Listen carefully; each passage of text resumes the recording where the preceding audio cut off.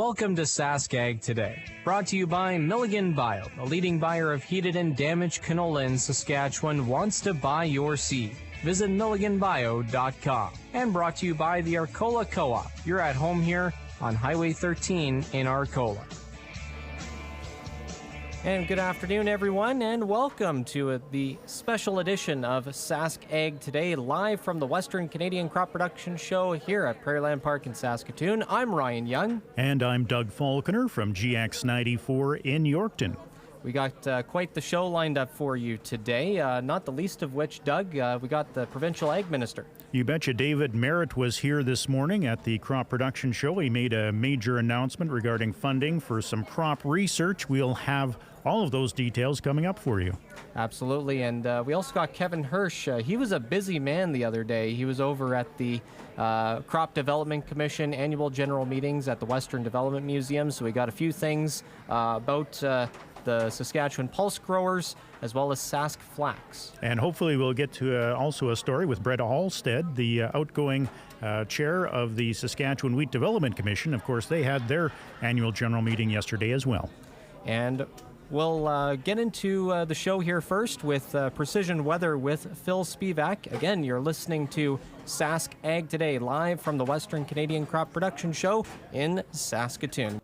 Thank you very much, Phil. Normal highs for this time of period in the Regina area is right around minus 11 degrees. Normal lows, minus 23. Sun rose in the Queen City at around 8:57 this morning, and the sun will set at around 5:16 late this afternoon. Taking a look around the province, in Assiniboia, minus 20. Estevan, minus 17. Yorkton and Melville right around that temperature. Moosomin, minus 16 degrees. Weyburn, minus 17. Swift Current and Saskatoon are sitting at minus 21 degrees.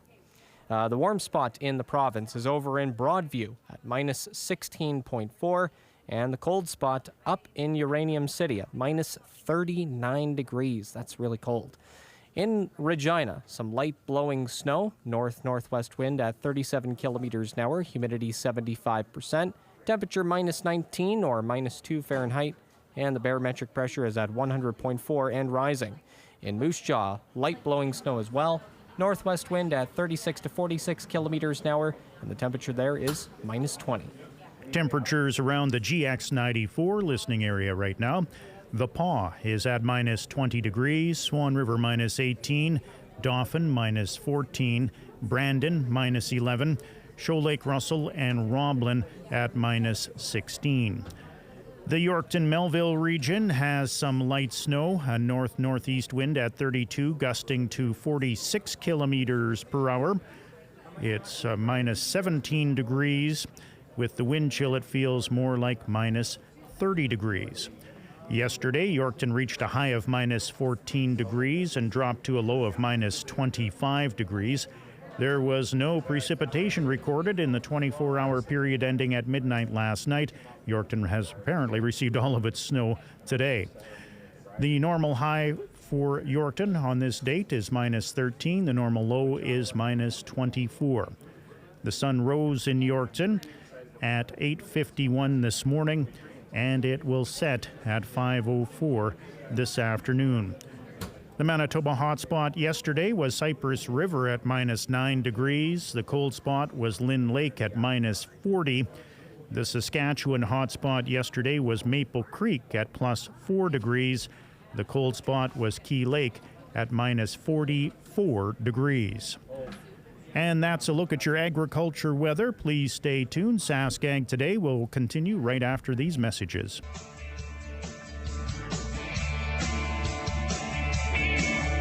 All right, welcome back to Sask Ag Today. Of over 500 Saskatchewan fields sampled in 2023, just one new field was added to the list of fields where clubroot DNA was detected.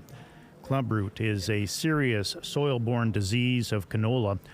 By proactively monitoring clubroot in Saskatchewan, the government of Saskatchewan says it's working with producers and other industry partners to minimize its impact. The 2023 results bring the total number of commercial fields with visible clubroot symptoms tested since 2018 to 82. However, the number of commercial fields identified to have the clubroot pathogen through DNA testing rises from 42 to 43.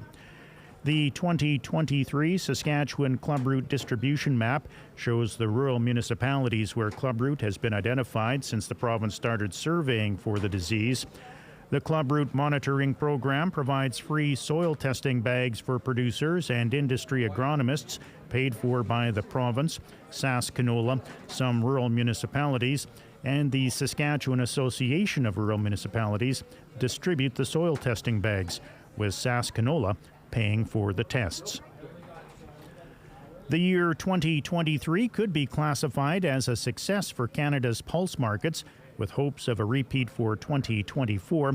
That's according to the Vice President of Pulse Canada. Greg Northey says crop production bounced back in spite of challenging growing conditions in some areas.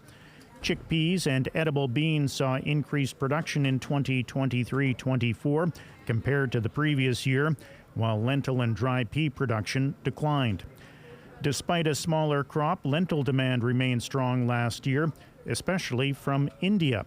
Pulse Canada received welcome news on December 21st when the Indian government announced it will extend its tariff-free period on lentil exports to the end of March 2025.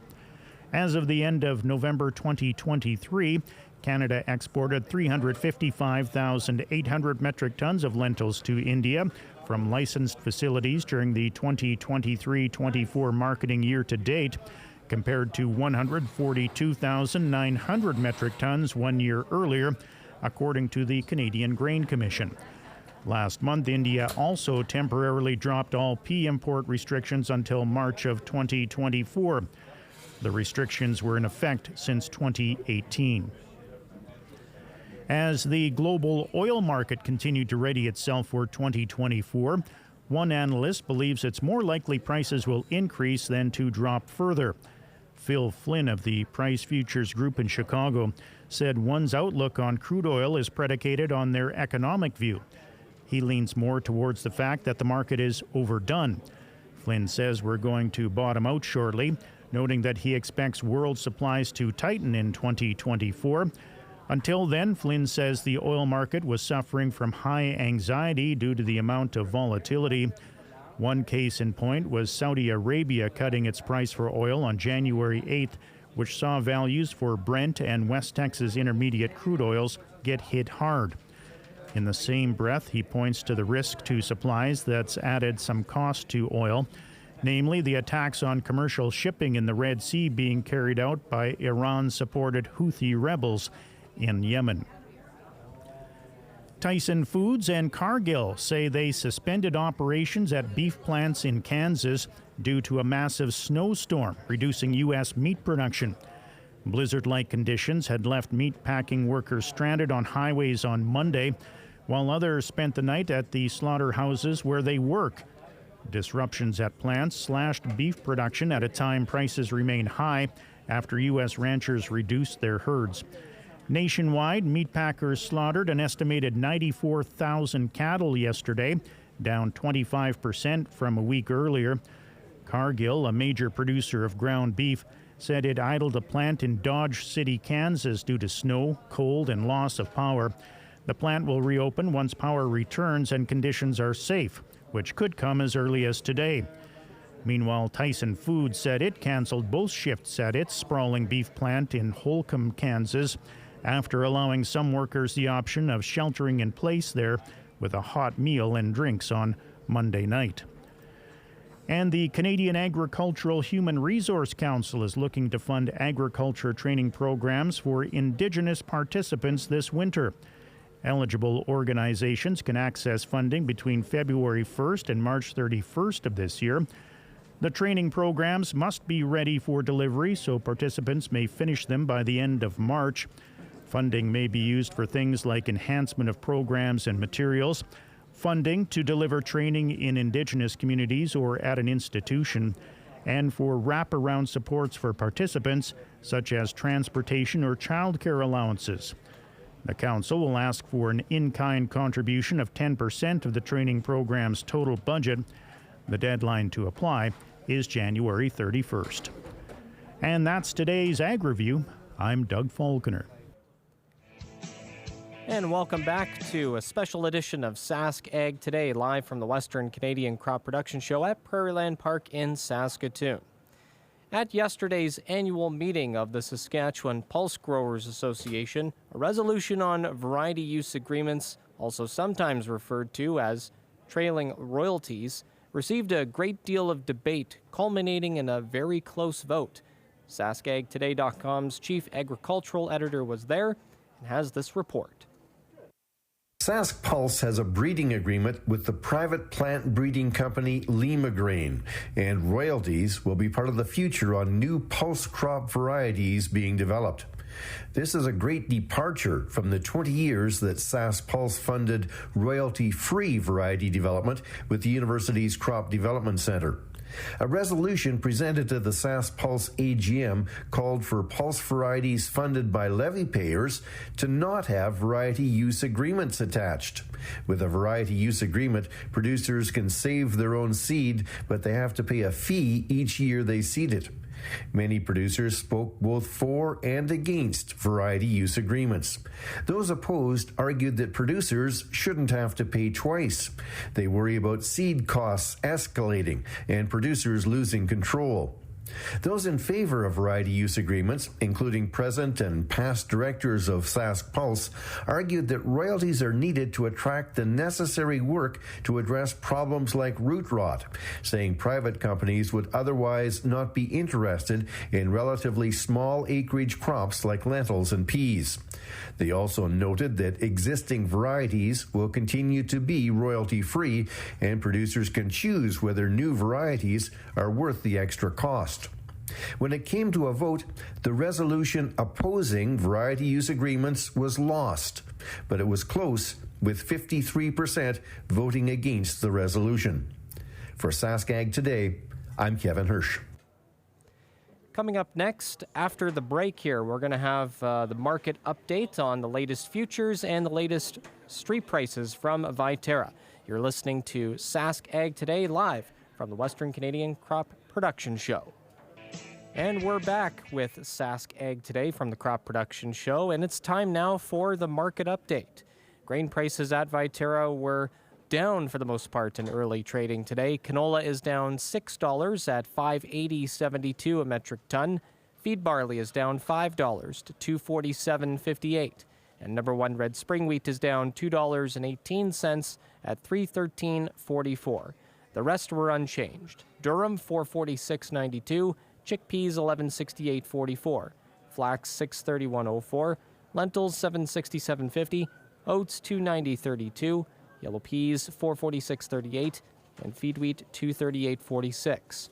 On the Minneapolis Grain Exchange, hard red spring wheat for March is up a penny at $7.06 a bushel. Now to the grain and oilseed futures. Canola futures are trading down across the board this hour. March canola trading at $621.10. That's down $4.20. May canola trading at $629.30, down $3.60. March Minneapolis wheat trading at $706.50, up 1 cent.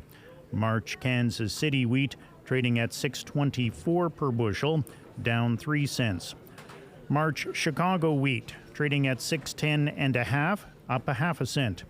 March corn trading at $459 3/4, up a half a cent. March soybeans trading at $1237 3/4, that's down 10.5 cents. March oats trading at $3 per metric ton, make that per bushel, that's up 6 1/4 cents. And that's the commodities update. Please stay tuned. Sask Ag Today will return right after these messages. U.S. live cattle futures for February are trading at $170.70 this hour. That's down 7. April live cattle trading at $173.65, up 5. March feeder cattle trading at $226.15, up 127. April feeder cattle trading at $231.40, up 105. February lean hogs trading at $71.90, up 2. April lean hogs trading at $78.62, up 12. Thank you very much, and we'll take another commercial break here. We got plenty of content coming your way. You're listening to Sask Ag Today live from the Crop Production Show at Prairieland Park in Saskatoon. And we're back with Sask Ag Today. At yesterday's AGMs, both Sask Canola and Sask Flax approved the amalgamation of the two crop commissions. SaskAgToday.com's chief agricultural editor Kevin Hirsch talked with Greg Sundquist, the chair of Sask Flax. The passing of the resolutions, so next AGM in January 2025 will be our last technical meeting. Our last fiscal year will be July 31st, 2024.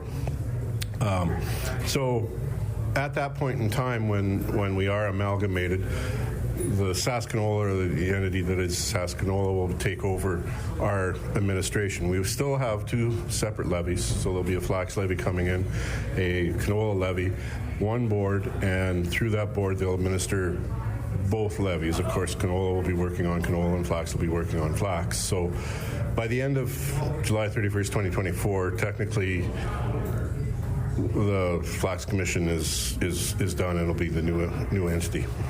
No, there should be significant cost savings and efficiency savings to the amalgamation. Oh, there has been already, because executive directors, that role is taken over by Sask Canola, and the cost structure there has changed. We're not hiring a person directly. They're also working under Sask Canola, so they're able to offer that.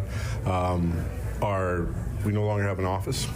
We no longer have phones, telephones, utilities, all that kind of expenses. We used to have staff. We don't have staff anymore, but that's being replaced. We have access to Sask Canola staff. So the real change going forward is, rather than two boards of directors, there'll be one board of directors. That is correct. Now, I was curious about that. I'm surprised that you didn't maintain a board for each of the organizations and just let Sask Canola administer it. It gets to be a function of size. If you wanted to combine both boards, it'd be 14 people. That gets to be fairly large. So a smaller board is easier to maneuver as far as getting people available for meetings. We have a tough time getting people to run for boards. So that's one of the reasons why one board to oversee it all. The ability of that board to oversee two organizations is the fact that they both, 90% of them, I would assume, grow both crops, so they have an idea what is needed in both crops, basically.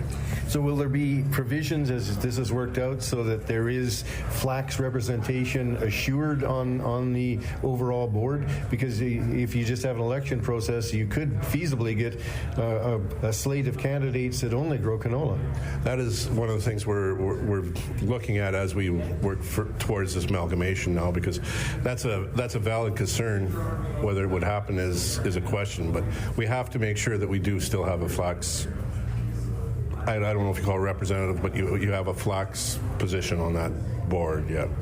Now, your levy collection had taken a hit in the last several years. Has that pushed this decision forward, do you think? It was a large part of it. We've moved from, when I started with the board, from 1.2 million in revenue to now we're just over 400,000. So as your levy decreases, you have less ability to do research, and that's really what you want to do. Also, what drove it is our executive director took another very good position, and so we were looking, how do we continue with the costs that would be incurred of maintaining executive director and other staff and still trying to provide research. And like I said, Sask Canola came along and made us an offer and threw us a lifeline, basically, and I thank him for that. And it's going to mean that we are able to continue on and do that work that flax needs to, A, maintain itself, and B, I hope, become a much bigger crop. Greg Sundquist, chair of Sask Flax, until the amalgamation is complete 1 year from now. We're going to take one more commercial break here. Coming up next is the Resource Report. You're listening to a special edition of Sask Ag Today from the Crop Production Show in Saskatoon. Welcome back to Sask Ag Today. Australia's online safety watchdog says the social media platform formerly known as Twitter has seen its global trust and safety staff slashed by 30% since billionaire Elon Musk took over in 2022. That includes an 80% reduction in the number of safety engineers. E-Safety Commission has released summaries of answers provided by X to questions about how its policies about hateful conduct are enforced. The platform's responses to user reports of hateful content have also slowed since Musk took over, with thousands of previously banned accounts reinstated. Over to the markets now. TSX is up 25 points at 20,996. Dow is up 48 points to 37,573. Oil is down 33 cents at $71.91 per barrel.